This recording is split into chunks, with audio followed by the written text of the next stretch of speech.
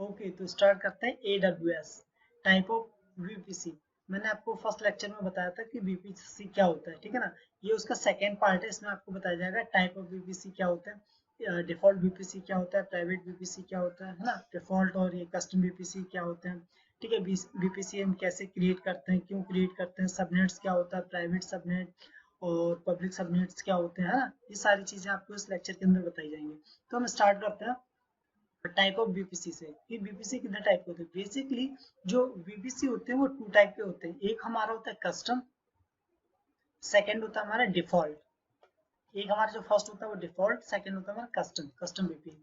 जो default BPC होता है, डिफॉल्ट बीपीसी क्या होता है, बेसिकली डिफॉल्ट बीपीसी क्या होता है, जब भी आप एक अकाउंट क्रिएट करते हैं, एडब्ल्यूएस का अकाउंट क्रिएट करते हैं, उसके साथ जो आपको सीआईडीआर और जो आपको एनएसईएल राउट टेबल जो मिलती है बाय डिफॉल्ट मिलती है ना।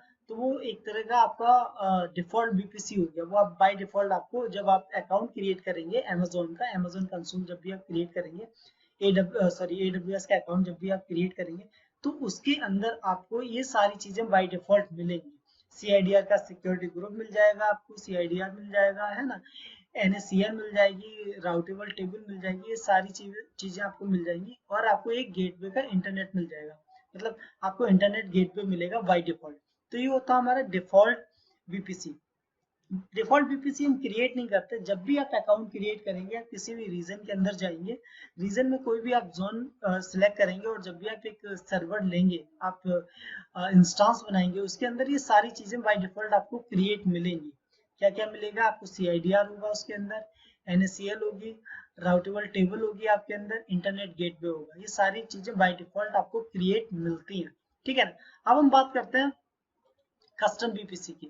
कस्टम बीपीसी क्या होता है, देखो कस्टम बीपीसी जब क्या होता है, ये एक जो आपका ऑनर होता है, ऑनर इन द सेंस जब भी आप अकाउंट क्रिएट करते हो, है ना, जब जैसे आपका अकाउंट आपने AWS पे अकाउंट बनाया, ठीक है ना, उसके अंदर आपने क्या किया, एक बीपीसी बनाया। जब आप बीपीसी बनाओगे तब वो आप क्रिएट करोगे AWS में, तब आप इसे बीपीसी को क्रिएट करोगे। जब भी आप अकाउंट बनाओगे, आप चाहते हो कि मेरा एक वर्चुअल प्राइवेट क्लाउड हो, अलग से हो, मैं डिफॉल्ट यूज नहीं करना चाहता, तो आप कस्टम क्रिएट कर सकते हैं, ठीक है ना।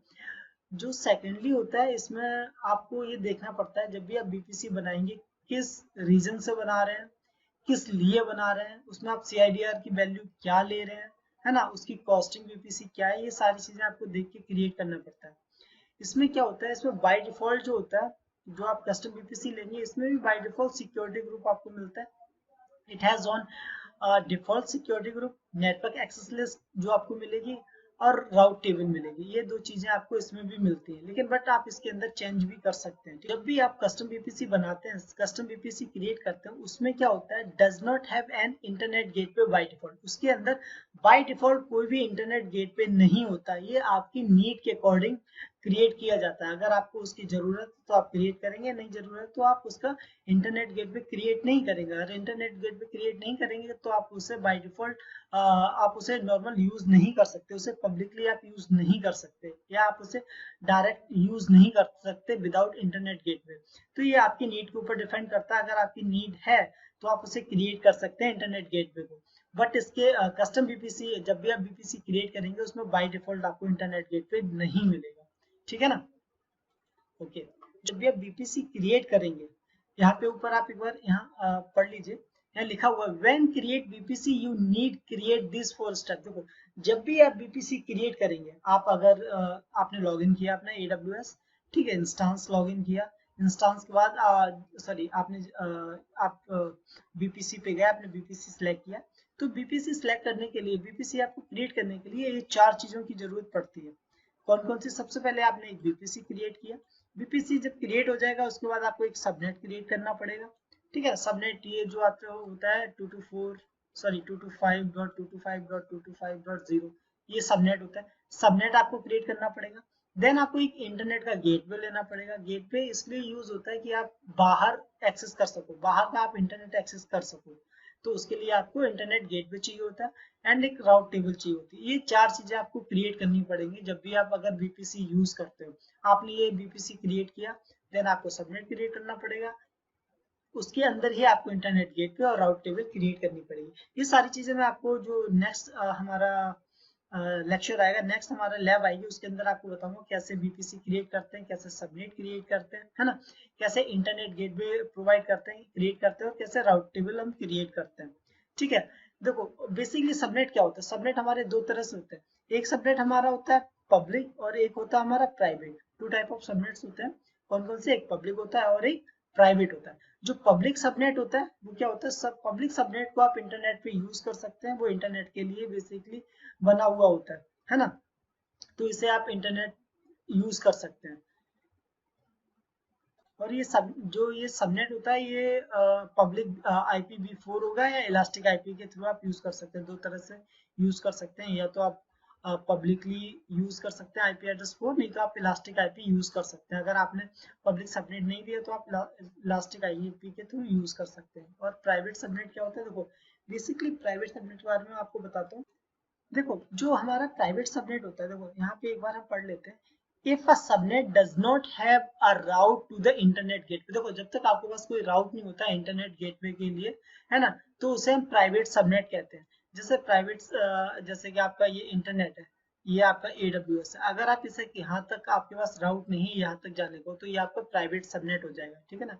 When you create VPC you must specify IP version 4 CIDR block for the BPC allowed block size between 16 to 18 net mask। देखो ये क्या कहता है, ये बता रहा है जब भी आप BPC क्रिएट करोगे, ठीक है ना, जो उसका सबनेट होगा वो सबनेट आपका 16 से लेके 28 तक होगा।